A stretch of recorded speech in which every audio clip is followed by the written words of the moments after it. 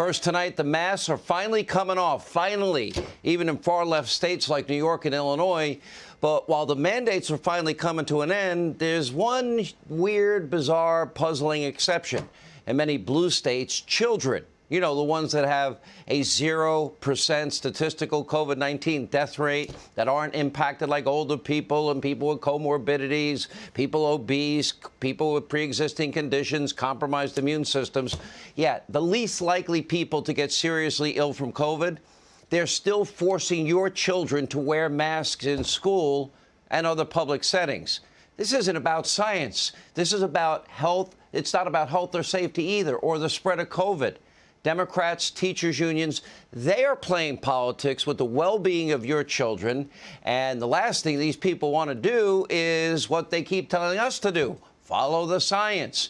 According to multiple studies, face masks are harming the development of our kids. A report in USA Today details how first graders are way behind in reading. Kids are also having a harder time making friends and recognizing faces. Speaking and motor skills apparently also are impaired. One 3-year-old in New Jersey was kicked out of speech therapy for not wearing their mask. Others are forced out of school altogether. You have 29 students in Loudoun County in Virginia suspended for mask violations, despite Governor Youngkin's order making masks optional. He'll join us in a minute. Meanwhile, in the Bronx in New York and in New York City, 2 high schoolers were suspended. They weren't wearing their masks. But here is the idiotic fill-in New York Governor Kathy Hochul making 0 sense. In the Bronx, no masks surrounded by masked children. And this week, she ended the mask mandate for adults, but not for the people that are the least vulnerable. You know, and not for the people that are least impacted by this, the kids.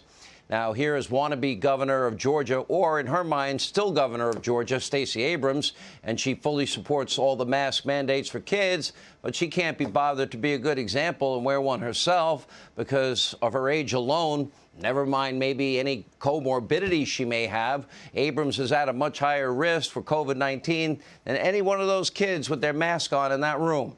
And yet she's the only one not wearing the mask.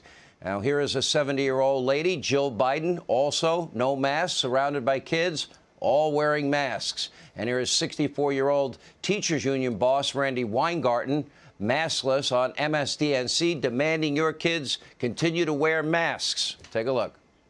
What Dr. McBride just told us about masks not particularly being effective for children, what's the argument against taking off masks in schools? Well, the argument is that you have, well, let me just say this.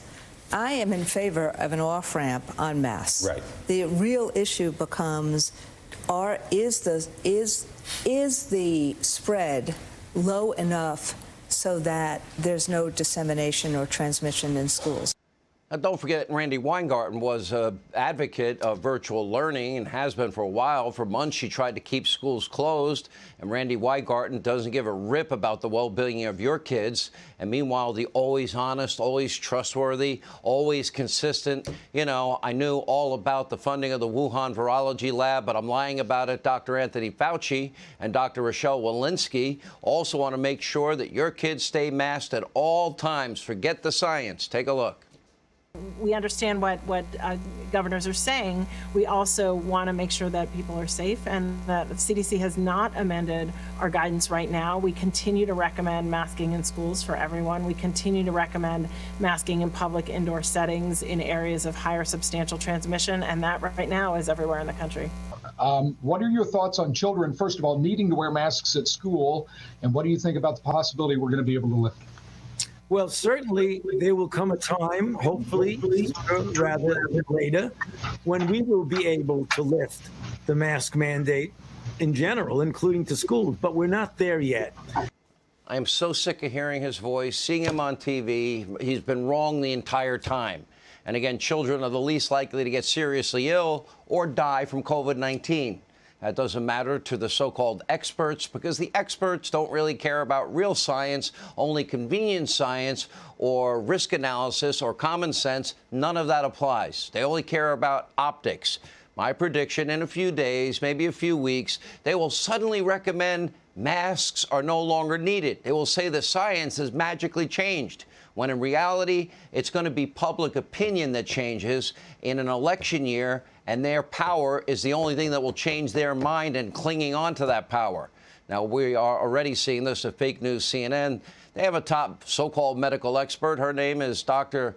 Leana Wen, and she is the former president of Planned Parenthood, former health commissioner for the city of Baltimore. So obviously, she's extremely trustworthy and competent. Dr. Wen recently said that she now favors lifting mask mandates because science has changed. 5 months ago, she was arguing that unvaccinated Americans should not be allowed to leave their homes in America. Now, of course, in just 5 months, the science hasn't changed, but the polls have.